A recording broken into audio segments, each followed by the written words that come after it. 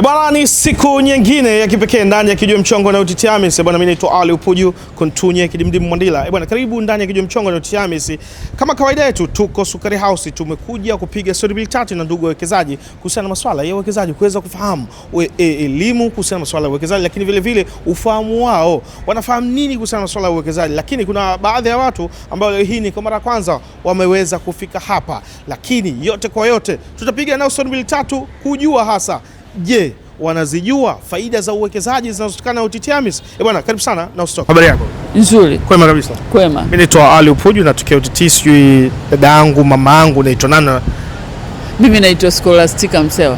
Okay. Scholastica Msewa. Ndio. Ni mwekezaji wa muda mrefu au ni kwa mara ya kwanza? Ni mwekezaji wa muda mrefu. Wa muda mrefu sana? Yeah. Na umewekeza labda katika mfuko gani au mifuko mingapi? Nimewekeza kwenye mnaitwa bond. Bond fund. Bond fund. Hatifungani. Hatifungani. Ni kwa muda gani hasa umeanza kuwekeza? Nafikiri tangu 2022. Tokea 2022. Yeah. Unajiona umechelewa au uliwahi au ni muda sahihi sasa hivi toka 2022 mpaka leo? Sababu almost tuseme kama ni miaka 4 hivi, si ndio? Ni kweli. Niseme tu kwamba nilikuwa nashukuru nilipata nilikutana na watu wa UTT. Okay. Kwenye maonyesho ya wafanyabiashara viwanda mkoa wa Pwani Kibaha. Okay. Nilivyokutana nao wakawa wanaelimisha, nikawa nimeweka kiasi cha fedha nilichokuwa nimekiweka. Na sasa nataka kuongezea. Sasa unataka kuongeza au unataka kuongeza mifuko mingine pia? Nimetaka kuongeza pale nilipokuwa nimefikia. Okay, sasa na umewekeza peke yako katika familia yako? Sababu inawezekana utakuwa na familia kubwa ambayo nyuma unaiongoza. Kwa familia yetu nashukuru kwamba wadogo zangu waliweka mapema sana.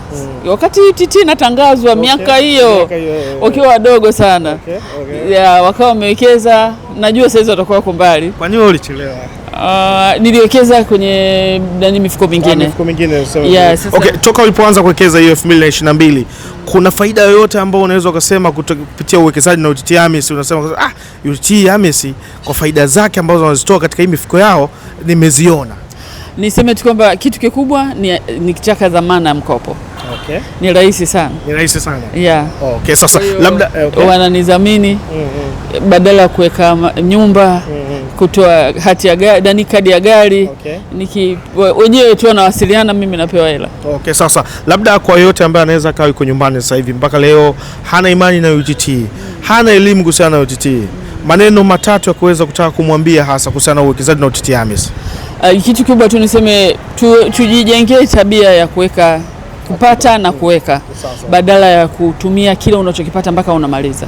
Hata kama ni kidogo, uko chumbani, badala ya kuzichezea au kakaa unaziangalia, ziweke huko kwa sababu zinaendelea kuzaa. Zinaendelea kuongezeka. Nimeuliza sasa hivi faida unawekewa kwa mwaka ni 12% ya pesa yako kwa mwaka mzima. Kwa kuwa sina mjomba kunipa, naona bora nije tu niweke ili nipate urahisi wa kuzipata pia na kuzitumia. Ni hayo. Okay. Kijiwe Mchongo na UTT AMIS imenifikia. Au sivyo? Mzee wangu, shikamoo. Marahaba. Kwema kabisa. Kwema kabisa. Mimi mzee wangu naitwa Ali Upuju, natokea UTT. Sio mzee wangu naitwa nani na unatokea wapi? Mimi naitwa Innocent William. Okay. Natokea wilaya Temeke. Wilaya Temeke. Yes. Karibu sana UTT. Asante sana. Huyu ni, kabla sijamgeukia, ni nani? Huyo ni kijana wangu anaitwa Elisha. Elisha? Yes. Manake amekusindikiza au umemleta kwa manufaa yake? Nimemleta kwa manufaa yake. Mimi tayari nimeshafanikiwa.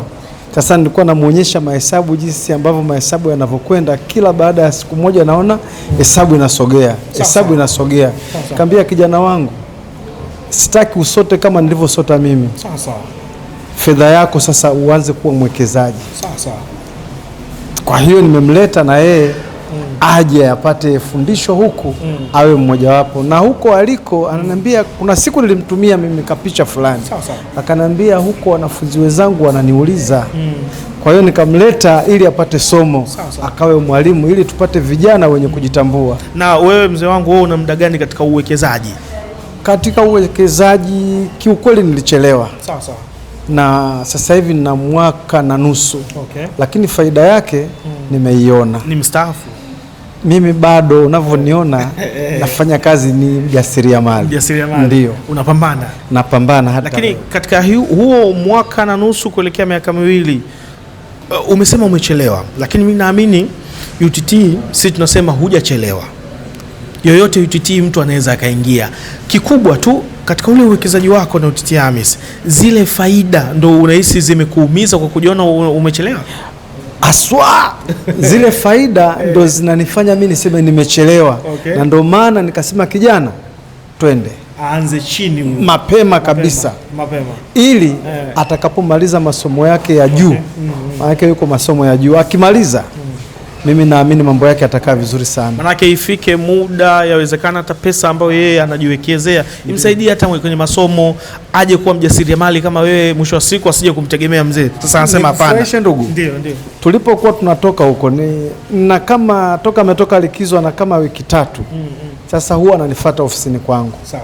Naambia bwana, ofisini kwangu ukija mimi nitakuwa nakulipa kwa sababu nakutuma hapa na pale na pale. Sasa fedha ninayokupa hakikisha jambo la kwanza unatoa hapo kwa ajili ya Mungu anayekupa uzima. Lakini unao mwili, unatakiwa uishi vizuri. Na kama unatakiwa kuishi vizuri, anza kujiwekezea. Mapema. Mahali salama ni wapi? UTT AMIS. Yes. Akaniangalia tukiwa njiani, nikamuuliza tunaenda. Fedha unayo? Akaniambia baba ninayo. Kwa nini nionaje? Fundisho lilonipa nimelielewa. Kwa hiyo fedha anayo hapa. Sasa ngoja nimgeukie. Bwana Elisha, vipi? Safi kabisa. Mama wasemaje? Mambo yako vizuri. Niko poa. Mzee ameniambia kwamba uko elimu ya juu. Niko elimu ya juu. Kwanza mimi nataka nizungumze. Nyumbani uko peke yako au na wadogo zako? Nyumbani na mdogo mmoja na ndugu wakubwa wawili. Ndugu wakubwa wawili. Mimi naamini mzee kakuangalia, sisi tunasemaga kwamba mzee hata akiwa na watoto 10, kuna mmoja atajua kabisa huyu ni jembe. Wewe ni jembe. Mimi ni jembe. Karibu sana UTT. Leo ndio kwa mara kwanza umekuja hapa Sukari House? Ni mara ya kwanza kabisa. Umeweza kupata elimu kuhusiana na masuala ya uwekezaji? Elimu ya uwekezaji nilipata, nilisikia nikajifunza kidogo. Nikaona mzee naye alishaingia, nikaona ngoja na mimi nisichelewe, maana alinieleza faida zake, nikaona ni vizuri ningewahi mapema kabisa ili nisije nikakosa faida nzuri zilizokuwa mbele. Sasa mzee amesema uko elimu ya juu, na kama ulivyosema, naamini kwamba katika uwekezaji na UTT AMIS ukianza mapema inaweza ikaja wewe kukufungulia fursa kwa zile faida ambazo unazipata kupitia katika uwekezaji na UTT AMIS. Mwisho wa siku mzee ni mjasiriamali, maana yake kwamba hajaajiriwa sehemu yoyote asubirie labda pesa ya mwisho wa mwezi, si ndivyo? Yes. Maana yake anavyopambana na ujasiriamali, maana yake anapatia riziki kupitia biashara zake. Wewe inawezekana leo hii kuanza kuwekeza mapema, unamaliza chuo mfano mathalan, labda tunawashumu sio kwa nia mbaya, labda ajira hakuna, lakini wewe ukakumbuka kumbe kile pesa ambayo ulikuwa unaiweka kwa kuwekeza, lakini vile vile na baadaye ilikuwa inakuzalishia faida. Mwisho wa siku mathalan tu nikasema ukawa na milioni 50. Nimetoa tu mfano huo. Tusigombane, lakini milioni 50 ambao milioni 50 tukiulizana hapa na mzee wangu huyu haimsogezi sehemu. Mbona mbali sana. Milioni 50 zitamsogeza kwa sababu ya elimu alionayo. Atafanya mambo makubwa. Na mimi naamini hataishia hapo kwenye 50. Zitakwenda. Makisio yangu akimaliza masomo yake amebakisha miaka. Unasoma wapi? Nasoma India. Nchini India. Acha bwana Elisha. Nipo India kweli. Uko India? Okay, sawa. Mzee anakusomesha India.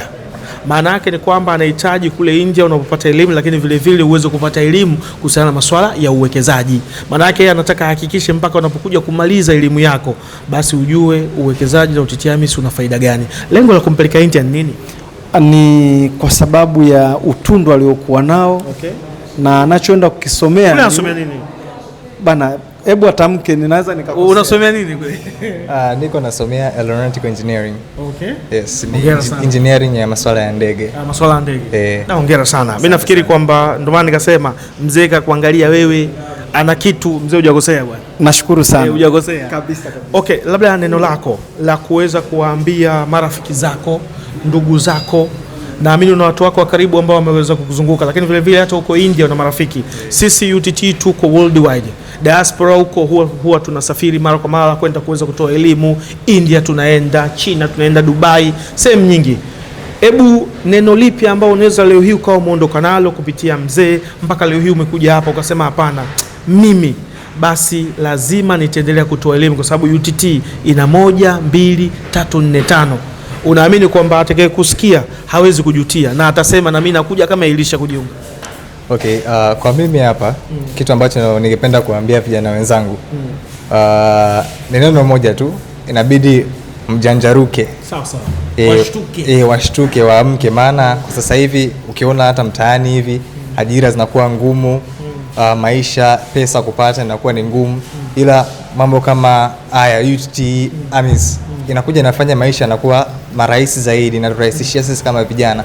Kwa mfano mimi hapa hivi niko chuo, nakuta siwezi kufanya full time job, siwezi kufanya mambo mbalimbali, ila nikipata part time job ambayo naweza nikapata shilingi 5,000 10,000 kwa siku nikiwekeza kidogo kidogo, nikishamaliza chuo kwa mfano nikisoma miaka 4, unakuta ile 5,000 10,000 unayoweka mdogo mdogo inakuja kuwa pesa kubwa, ambayo ukishamaliza chuo ukijumlisha na akili uliyopata, uzoefu, inakuwa unatengeneza kitu kikubwa sana. Kwa hiyo inabidi tu tujanjaruke na tuangalie fursa ambazo ziko, kwa sababu maana kama mzee amesema amechelewa, ila mimi hapa naona nisichelewe kama mzee, nianze mapema ili baadaye nije kuwa na starting point ambayo ni ya maana, kwa hata alitofanya mzee mimi nije kuendeleza iwe sehemu kubwa sana kabisa. Sawa sawa.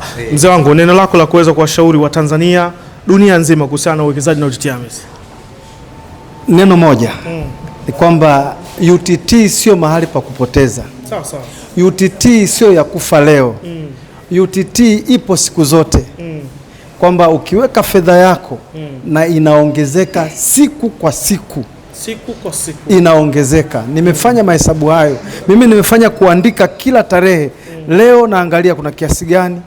Kesho nakuta kimeongezeka. Kesho kutwa nilikuwa namuonyesha kijana wangu, akasema baba tuende. Sasa natamani Watanzania wote na wenyewe wajue hii sio vikoba vile vya kawaida. Hiki ni kikoba ambacho taifa limeona liwasaidie watu wake ambao hawajui kutunza vitu vizuri, lakini sio tu kutunza vizuri, liwasaidie kutunza na kuwaongezea ili wafanikiwe kimaisha. Kwa maana yake serikali inataka kuwasaidia Watanzania na wasiokuwa Watanzania. Kabisa. Sawa sawa mzee wangu. Naogopa kusema vitu vingine ambavyo nimefaidika kwa kipindi kifupi. Basi mzee wangu. Baki hapo. Kijiwe mchongo na UTT AMIS imetufikia.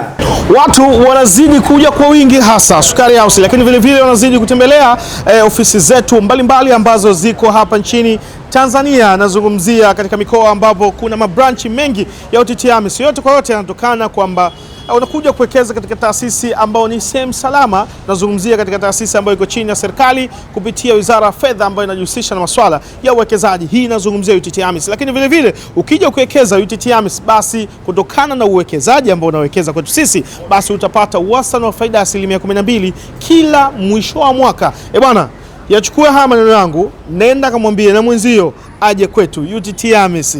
Bwana, tukutane next time. Bye bye.